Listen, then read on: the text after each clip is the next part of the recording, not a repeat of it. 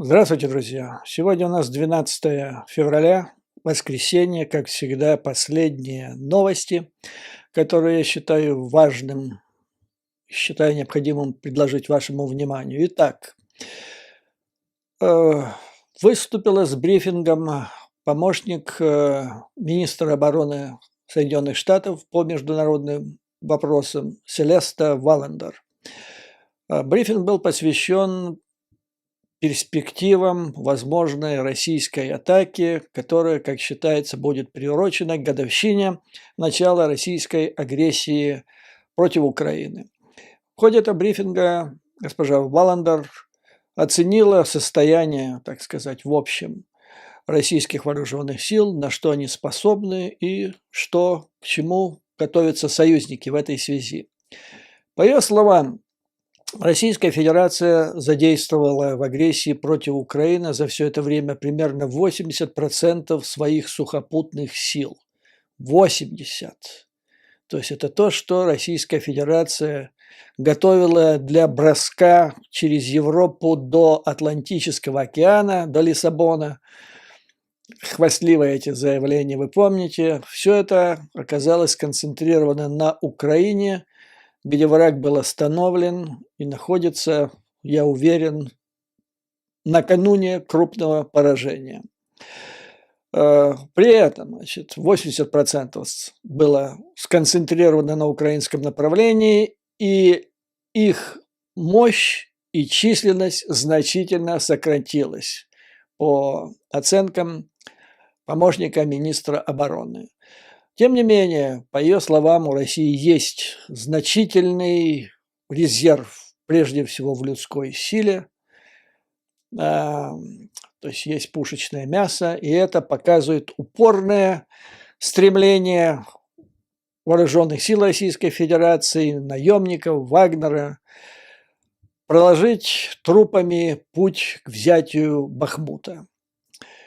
В целом, по ее словам, Россия сейчас представляет с военной точки зрения смешанную картину. По ее словам, по ее оценкам, в экономическом плане, в плане состояния военно-промышленного комплекса страны, западные санкции нанесли сильный удар, который она, то есть Россия, пытается компенсировать прежде всего закупкой дронов у Ирана. Ну и кроме того, считается, что у нее есть определенный потенциал в плане использования военно-воздушных сил. Но здесь имеется в виду не столько авиация, сколько ракеты, которым противник обстреливает украинские города и инфраструктурные объекты. То есть из всего комплекса и всего того, что Россия сейчас вот за время своего рода затишья, если это можно назвать затишьем, или подготовки к новой фазе, к новому наступлению, помощник министра обороны США выделила всего две вещи. То есть приобретение большого количества дронов у Ирана, ну и использование тех ракет, которые у нее еще, у России остались, и которые они еще могут новые производить. Таким образом, значит, по ее словам, противник значительно ослаб, но после Китая Россия по-прежнему считается самым крупным противником Соединенных Штатов и НАТО, и в связи с этим НАТО вынуждено пересмотреть в какой-то степени свою стратегию. Для этого этим летом в Вильнюсе будет очень важный съезд представителей стран НАТО, где они рассмотрят новую стратегию. Она будет касаться прежде всего вопросов увеличения численности войск НАТО вдоль восточного фланга и некоторые изменения мест их или стратегии их дислокации. То есть они будет увеличено их количество, и будут они размещены таким образом, чтобы наиболее эффективно ответить на возможные действия Российской Федерации в свете того, что произошло с ее вооруженными силами за последние 12 месяцев. и что в связи с тем, что, как ожидается, с ними будет дальше. В этом же брифинге госпожа Валандер отметила усилия западных союзников, прежде всего Соединенных Штатов Америки, по ликвидации так называемых узких мест в ВПК, к которым относилось прежде всего производство боеприпасов, и прежде всего для Украины. Было отмечено, что страны НАТО не ожидали, что в 21 веке им придется путем поставок помощи Украине фактически участвовать в войне типа Первой мировой, Второй мировой, и для этого понадобится огромнейшее количество боеприпасов. Но, значит, в этом плане было намечены несколько форсированных программ, которые возглавила заместитель министра обороны Соединенных Штатов Америки Кэтлин Хикс. То есть выделен специальный человек, определен участок ее работы, и она в основном только им занимается. Это очень серьезно, это очень важно, потому что именно таким образом решаются сложные и неотложные проблемы. И по словам Валендер, в ближайшее же время мы увидим эффект от этих усилий, причем он будет не постепенным, не медленным, а прорывным. То есть в ближайшее время мы будем ожидать значительного увеличения мощностей по производству снарядов, боеприпасов для Украины. То есть речь идет о том, чтобы решить этот вопрос раз и навсегда и в долгосрочном плане. Следующее интересное сообщение сделала газета Financial Times, в которой рассматривается очень интересный вопрос. И, по-моему, он впервые рассматривается в такой плоскости. В статье отмечается, что Запад, страны НАТО фактически вместе с Украиной взяли курс на победу в этой войне, которую Украина ведет против путинской России. Но это часть вопроса, как отмечает Financial Times. Для того, чтобы решить вопрос стратегически на долгую перспективу, необходимо выиграть и мир. Под этим газета подразумевает следующее. Необходимо после военной победы создать, во-первых, восстановить экономику Украины и сделать ее процветающей в экономическом плане страной. Потому что сейчас, в связи с войной, и прежде всего, страна стала перед лицом страшных экономических проблем. Страна медленно погружается в нищету. И если так будет продолжаться, то есть если не оказать громадной помощи по достижению военной победы, то Украина останется очагом нестабильности. Для стабильной Европы нужна экономически процветающая страна. Ну, здесь говорится в статье, размышляется о том, что можно сделать, там, где взять, нужны огромные суммы. Уже обсуждали, вы помните, различные варианты, вплоть до использования для экономической помощи Украине тех резервов Национального банка РФ, которые были заморожены в Европе, в Соединенных Штатах Америки. Но здесь предлагается новый, я бы сказал, смелый и до сих пор лично для меня неведомый механизм. Оказывается, у стран еврозоны есть до сих пор неиспользованный механизм, они его называют ESM или ESM, Европейский стабилизационный механизм, в распоряжении которого находится порядка 400 миллиардов долларов. И по мнению авторов статьи, по мнению газеты, этот механизм может быть применен для Украины, несмотря на то, что она не является членом Евросоюза. То есть этого, по мнению газеты, достаточно будет для осуществления то, что она называет планом Маршалла 21 века. И с юридической точки зрения этот план может быть применен для Украины. Ну и наблюдаем, это интересная постановка вопроса. Как представляется, украинское правительство, Министерство иностранных дел имеет смысл обратить внимание на эту идею и обсудить ее со своими партнерами на Западе. Ну и третий вопрос, который я хотел с вами обсудить, своего рода эксклюзив,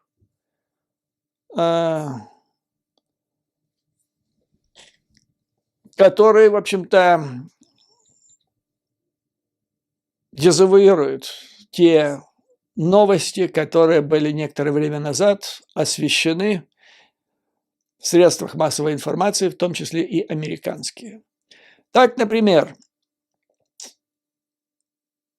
я вам напомню прежде всего, что 19 сентября прошлого года в своем видео номер 320, часть 1, я озаглавил ее так: «Спасти генерала Залужного», где я высказал опасения, что против генерала, главнокомандующего ВСУ, готовится заговор с целью его смещения. Ну и привел соответствующие доводы в поддержку этого мнения. И там я, высказал мысль, что вся Украина обязана защитить генерала Залужного, как он защищает всю Украину, поскольку руководство ВСУ, и прежде всего сам главнокомандующий, является той силой, которая, несмотря ни на что, расстроила планы агрессивной Российской Федерации.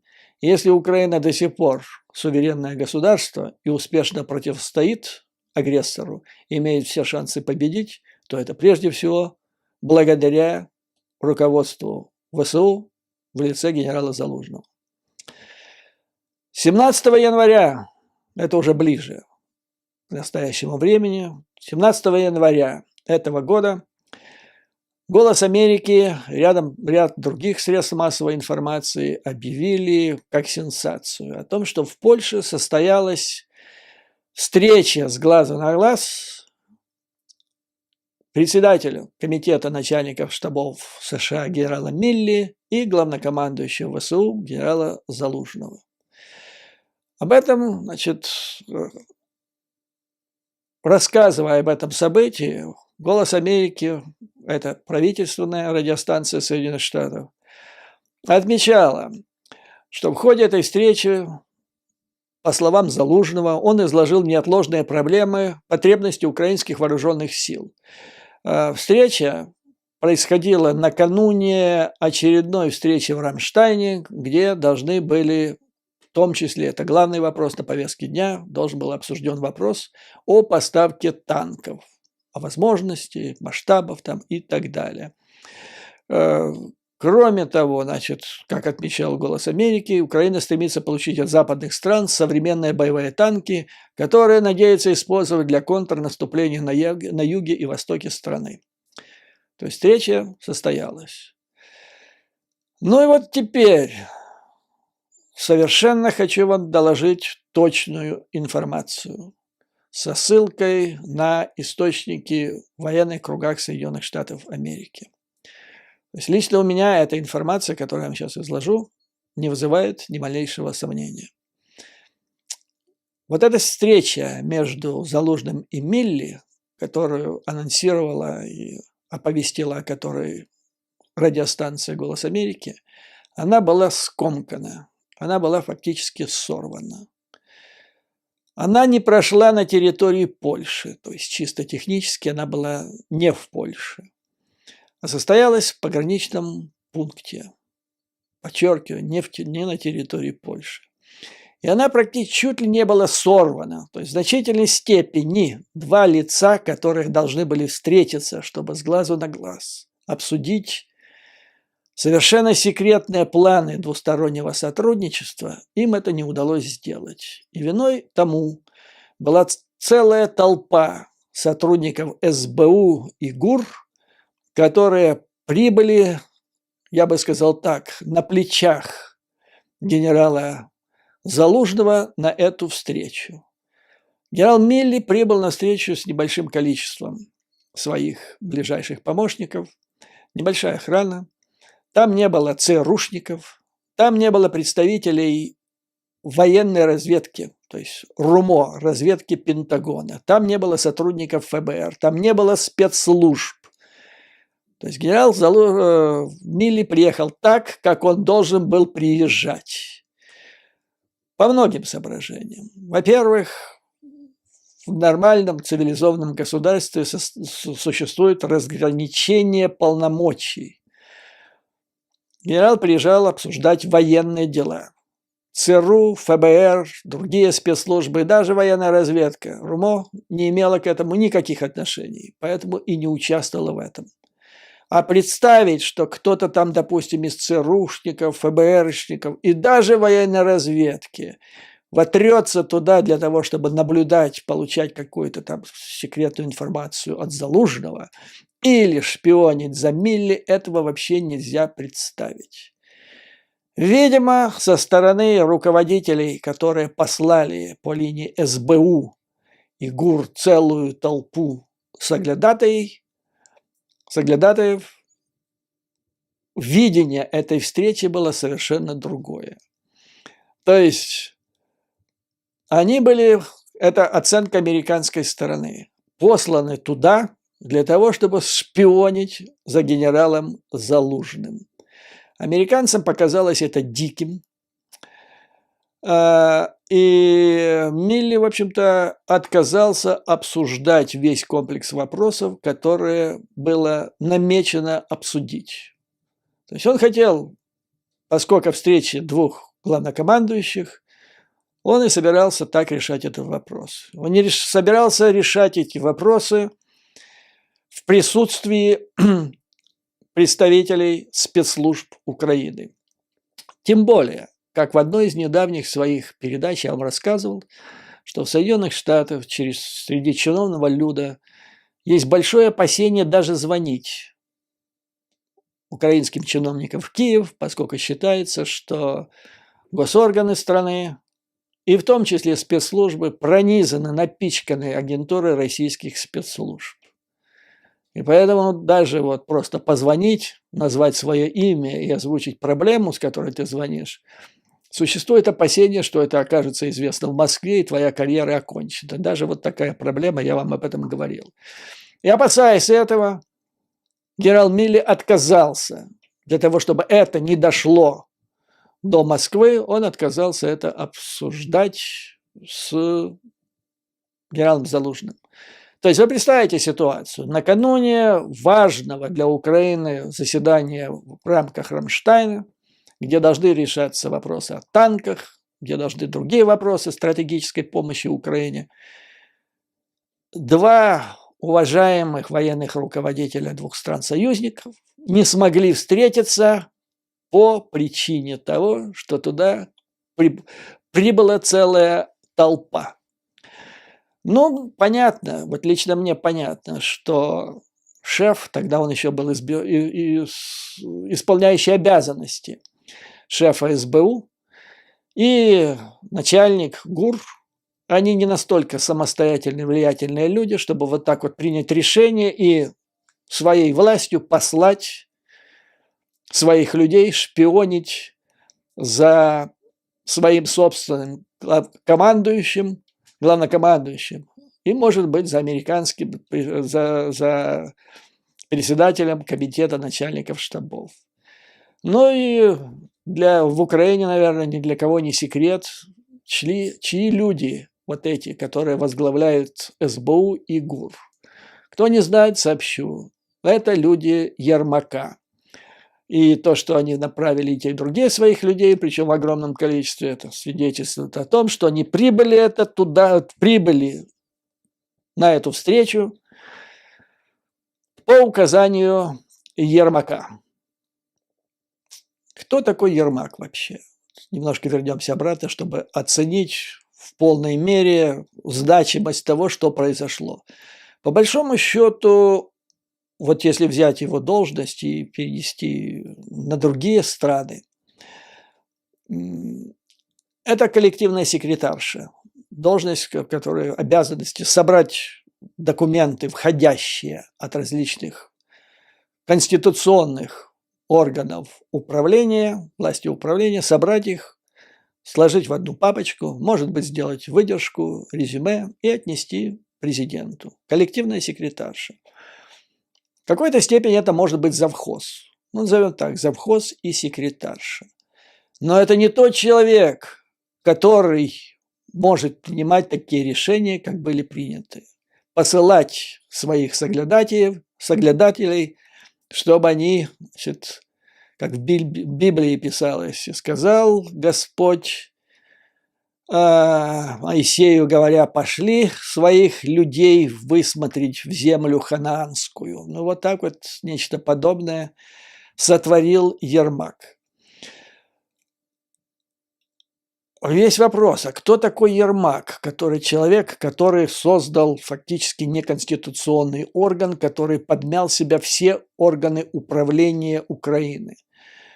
Ну, об этом немало говорили, есть масса видео, может быть, придет время, мы остановимся конкретно. Пока я им скажу так, все пути ведут в Аман. То есть в этом смысле его вполне можно называть Ермак Аманский. До этого, вот как он стал таким всесильным управляющим неконституционным всей Украиной, его весь политический опыт заключался в том, что он 8 лет был внештатным советником спортсмена, члена организованной преступной группировки Савлохова, по совместительству депутата Верховной Рады Эльбруса Тадеева. Вот, собственно говоря, и все. То есть, если вы сейчас попытаетесь найти следы продуктивной политической деятельности господина Тадеева, то вы вряд ли что-то найдете.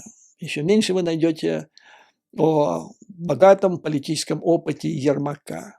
И вдруг вот такой человек, вдруг откуда ни возьмись, появился на самой вершине власти в Украине. И все это началось с Амана. Вернее как, даже немножко раньше. Он занял свое место в качестве представителя по обмену, по вопросу об обмене пленными. Примерно так же его внедрил Кремль в украинскую власть, примерно так же, как в свое время был внедрен Медведчук. То есть все началось с обмена пленными. И операцию, которую в этом плане провернули российские спецслужбы, она традиционная для всех спецслужб мира, которые приобретают агента, а потом создают ему условия для того, чтобы его продвинуть. Вот, в частности, был такой сотрудник Олег Гордеевский в внешней резидентуре КГБ в Лондоне, которого завербовали, ну, вернее, он сам согласился работать. А потом британцы, когда он уже работал в Лондоне, они убирали всех его соперников в резидентуре, которые могли продвинуться на должность резидента. Того засыпят на операции, того просто выдворят, того скомпрометируют, расчищали перед ним путь, и таким образом он продвинулся на должность исполняющего обязанности резидента. Так и тут, начав с обмена пленными, Кремль ради такого дела сделал хороший дил, как говорят американцы, хорошую сделку по обмену пленными, и в мгновение ока, значит, после Амана Ермак стал помощником, вернее, шефом офиса президента. Хотя даже в этой должности он не должен иметь те полномочия, которые он имеет. А имеет он уникальные полномочия, это фактически вице-президент, даже больше, чем вице-президент Соединенных Штатов Америки. Он контролирует все силовые структуры, кроме ВСУ, как я понимаю, хотя пытается поставить это под контроль. Он контролирует продажу, торговлю. В общем, везде, где идут деньги, где можно хорошо заработать, там везде Ермак. Там же закупка оружия. И если вы возьмете любой самый крупный скандал в Украине, везде присутствует, везде пути ведут к Ермаку. Начиная от истории с вагнеровцами, кончая сдачу всего юга Украины и разминирование. Это после того, как 12 января приехал директор ЦРУ и по полочкам разложил, где откуда будет наступать Путин в феврале. После этого, значит, фактически был сдан юг Украины. Ну и потом пошло-поехало. Он отвечает за гуманитарку, широкомасштабное воровство. Он отвечает за оружие. Опять там проблемы. Так или иначе, но они там присутствуют. Сейчас вот новое о закупке патронов в Чехии. Скоро об этом, да, станет широко известно. Ну и, наконец, Министерство обороны, последние золотые яйца. В общем, кругом он. И где вот происходила дискредитация власти, везде пути или ниточки эти все вели к Ермаку. Есть, пожалуй, единственная структура, которая ему не подчиняется. И на этой структуре сейчас держится вся безопасность, весь суверенитет Украины. Это ВСУ. И попытки поставить под контроль или проникнуть туда в целью получения информации – это самая заветная мечта Кремля. Я вам напомню, что уже, вот просто вспомните историю с вагнеровцами. То есть мы уже имеем опыт, и мы знаем ситуации, когда совершенно секретная информация, даже я бы сказал особой важности, которая становилась известной Ермаку, в конце концов оказывалась известной противнику, и в конце концов происходил провал. В этой связи, вот, когда я получил вот эту информацию о этой встрече, не состоявшейся в Польше, фактически скомканной встрече, я опять вспомнил о вагнеровцев. То есть, с моей точки зрения, это была попытка Ермака послать своих соглядателей для того, чтобы получить информацию, а что там происходит. Потому что, ну вот, обратите внимание, американцы так не сделали. ЦРУ не волновалась, о чем там будет говорить генерал американский Миллис с генералом Залужным. Директор ФБР не волновался об этом. Начальник РУМО об этом не волновался. Они знали, что все будет нормально. А вот со стороны, значит, офиса Ермака, я его так и называю, потому что это офис Ермака, вот возникла необходимость. Зачем он туда послал этих соглядателей? Вот самый главный вопрос, который я перед собой ставлю. И я практически уверен, что он послал их туда для того, чтобы узнать. Вопрос, а зачем ему это нужно знать? История с вагнеровцами наводит меня на определенное размышление. И история с Оманом тоже наводит меня на определенное размышление, потому что фактически эта встреча была организована при участии Ермака и Медведчука, который абсолютно теперь известен. Я уже с 2002 года говорю, что он агент российских спецслужб под кодовым псевдонимом Соколовский. Но теперь уже совершенно официально он такой. Так вот, это же все планировал, по крайней мере, в техническом плане, Медведчук и Ермак. И когда Медведчук еще был за решеткой, сидел в Украине, и мне многие спрашивали меня, мои зрители, как вы считаете, что ожидает Медведчука, как с ним поступят? Я им отвечал, что у Ермака есть две возможности в отношении Медведчука, имея в виду все, что он знает о том, что произошло в Омане. Это или, ну скажем так, сделать так, чтобы Медведчук покинул этот мир грешный. Второй вариант – это его отдать. Ну, первый вариант, он был чреват, потому что в Москве бы очень обиделись и рассердились, поэтому был выбран второй вариант. То есть Медведчук был обречен быть выданным Москве, потому что он знал, он все много знал. Ну вот, то есть я получил эту информацию по поводу вот такой странной встречи между Милей и Залужным примерно полторы недели где-то назад.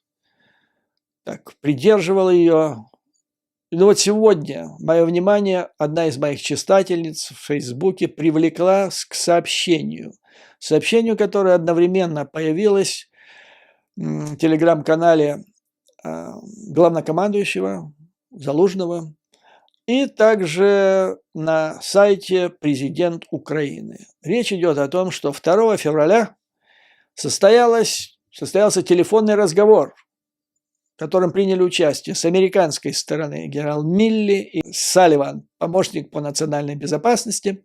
С украинской стороны присутствовал главнокомандующий Залужный и Ермак. Я понимаю, почему там присутствовал Милли и Залужный. Я понимаю, могу допустить, почему там присутствовал Салливан. Но я никак не могу понять, что там делал Ермак. Там по протоколу должен был присутствовать помощник президента Украины по нацбезопасности или шеф Совета национальной безопасности и обороны Данилов. Но почему там был коллективная секретарша и завхоз? Вот это мне совершенно непонятно. Меня привлекло внимание также некоторое расхождение в отчетах о этой встрече, вернее, об этих переговорах, которые были опубликованы на сайте Залужного и на сайте президента Украины. Первые два абзаца одинаковые. Речь идет о том, что состоялась эта телефонная встреча, где присутствовал Ермак, это пишет главнокомандующий. Ермак,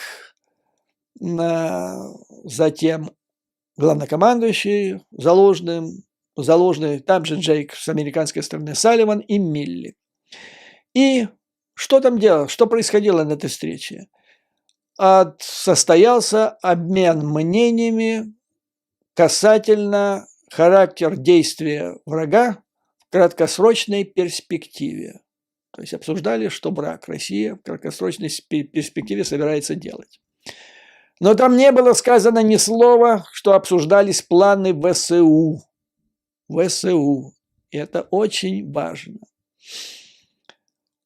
Потому что Милли опять, имея в виду, что там сидит не тот, кто там положено ему там сидеть, а странный человек по фамилии Ермак, Милли опять, как и во время предполагаемой встречи якобы в Польше, он не стал обсуждать эти вопросы.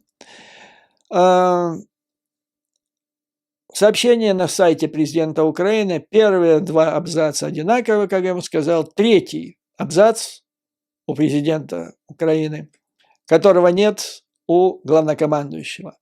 Андрей Ермак поблагодарил американскую сторону за мощную поддержку Украины и усиление наших оборонных возможностей. И заверил, что президент Владимир Зеленский и вся властная команда настроены всесторонне содействовать очищению органов власти от коррупционных рисков.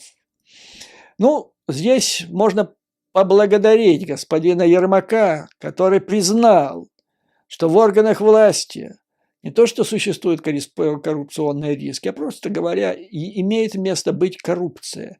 Причем в этой коррупции замешана, она происходит в тех отраслях, которые находятся под его контролем. Гуманитарная помощь, военное дело, Министерство обороны, и в которое замешаны те люди, которых он назначил. Что ему мешало до сих пор, с 2019 года? Поменять девочек, пора менять, хватит занавески менять, поменяйте их наконец-то, уберите. Нет, он их насаживает, людей, которых он знает давно и хорошо, а потом он начинает всесторонне содействовать очищению органов власти от тех людей, которых он же и насадил. Это потрясающий вариант. Ну и в конце концов, при чем здесь это? Ладно, то есть понятно, что скрыть уже от американцев невозможно. Понятно, что они, значит, задают вопросы до такой степени, что вот на самом высоком уровне приходится им отчитываться, что мы работаем. Но опять-таки, при чем здесь Ермак? Его присутствие там не дает возможности двум генералам обсудить то, что надо. Значит, единственное объяснение, вот почему в Польше прибыла команда из ГУР и СБУ, для того, чтобы узнать, о чем будет речь, и доложить Ермаку. А здесь он сам прибыл. То есть вот соглядатый такой, надсмотрщик, я бы сказал. Это совершенно ненормальное явление. Ну, просто ненормальное в ходе тяжелой войны. Она не дает возможность командованию вооруженных сил Украины решать необходимые вопросы с союзниками. Причем я должен вас подчеркнуть, вот президент Зеленский, он произносит замечательные речи, прекрасно выступает перед зарубежными аудиториями. То есть его команде спичрайтеров им цены нет, и он хорошо их произносит. Но мы должны совершенно четко понимать, что вот эти все виды оружия, которые даются Украине, они даются генералу Залужному, командованию вооруженных сил Украины.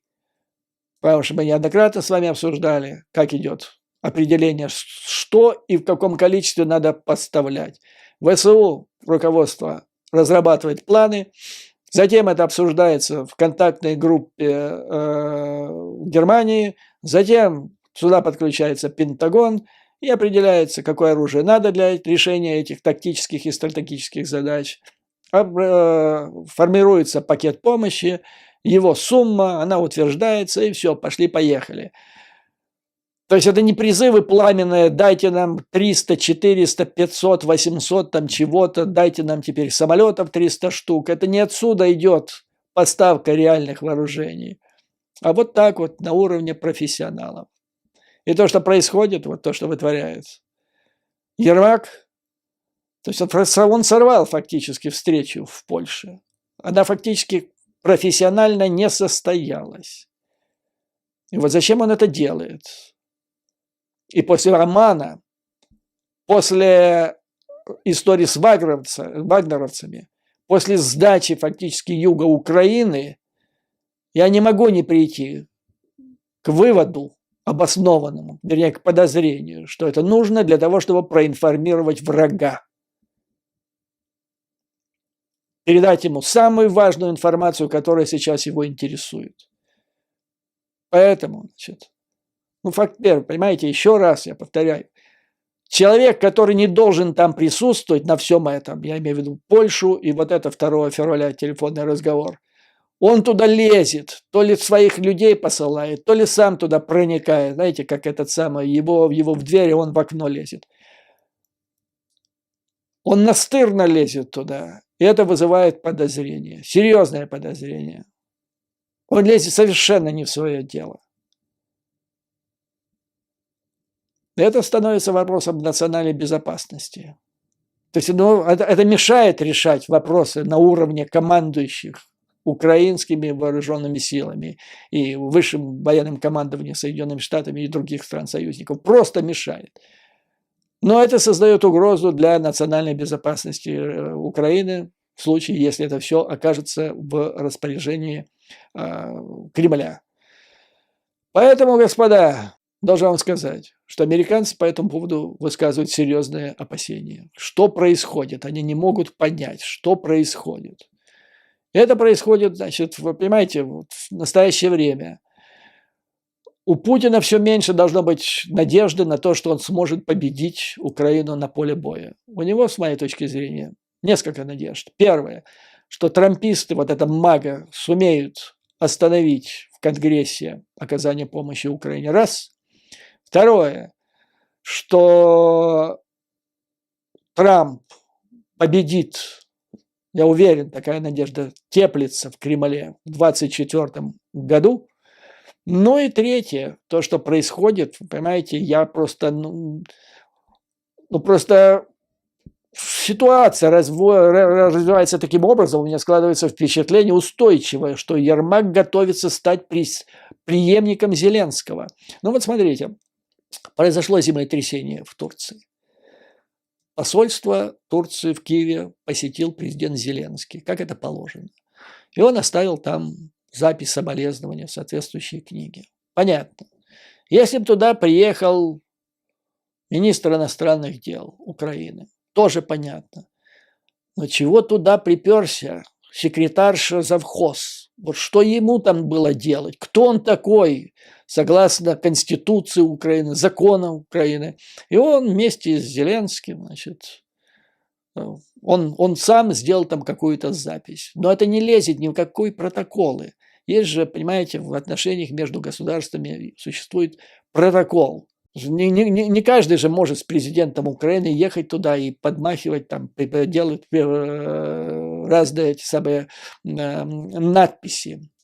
В книгах, книжка, вот эта книга, записи посольства, это не забор, на котором каждый может написать все, что угодно. То есть Ермак туда прибыл, ну, фактически, значит, если вот раньше в Советском Союзе иностранные наблюдатели, имеющие мало информации о внутренних делах в Кремле, что там происходит, вот они наблюдали, кто с кем рядом стоит на Красной площади во время первомайской демонстрации, или кто возглавляет комиссию по похоронам усопшего генерального секретаря очередного ЦК КПСС. Так и тут. Едет президент Зеленский делать формальную запись книги, и едет Ермак. Но это прямо, я вам скажу, в Вашингтоне, в Лондоне это должно восприниматься как чуть ли не преемник. Поэтому я вам скажу, вот на основании всего изложенного я могу сделать следующие выводы. Первое. Страна воюющая, ведущая тяжелую кровопролитную войну. Она должна понять, получить внятный ответ. Кто такой Ермак? Каков его статус? Который, повторяю, то, что он сейчас делает, это совершенно неконституционно и не закреплено никакими законами, насколько я понимаю, Украины. Почему он фактически руководит государством в самый сложный период его истории, когда вообще решается судьба этого государства? То есть он возник как черт из табакерки в результате обмана, и теперь вот заправляет. Что хочу, то и ворочу. Дальше. Ермака и его агентов, их нельзя допускать к военной тайне, к тем планам, которые, значит, разрабатывают вооруженные силы Украины. Я вижу, слава богу, вот что касается переговоров 2 февраля, тут написано, что речь шла о возможных действиях врага. Здесь ничего не говорится, что обсуждались вопросы о возможных действиях вооруженных сил Украины. И слава богу, потому что находился там посторонний. И главное, единственный посторонний там это Ермак. Нельзя координировать действия союзниками, а это необходимо делать вот в условиях такого недоверия. Ну и, наконец, я считаю, что в складывающихся условиях, то есть фактически проводится шпионская операция в Украине против главнокомандующего, руководителя вооруженных сил Украины, за которым ходят соглядатые и шпионы за каждым его шагом. Поэтому, господа, я хочу еще раз призвать, вот я сделал это в сентябре прошлого года и хочу повторить это еще раз. Значит, руководство ВСУ, генерал Залужный, это то, на чем сейчас держится безопасность, суверенитет Украины. Нужно оказать им всевозможную, всяческую поддержку с тем, чтобы скажем так, маргинальных элементов, которые дорвались до власти в Киеве, не возникло никаких нехороших поползновений.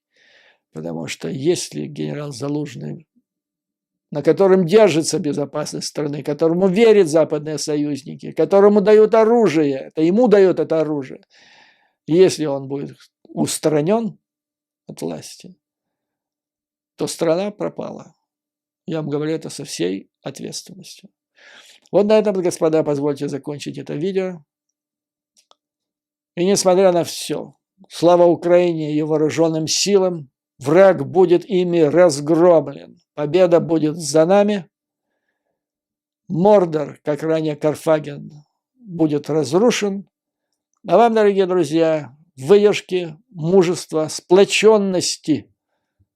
Еще раз призываю объединиться между настоящими лидерами Украины, коими является командование Вооруженных сил Украины. До новых скорых встреч!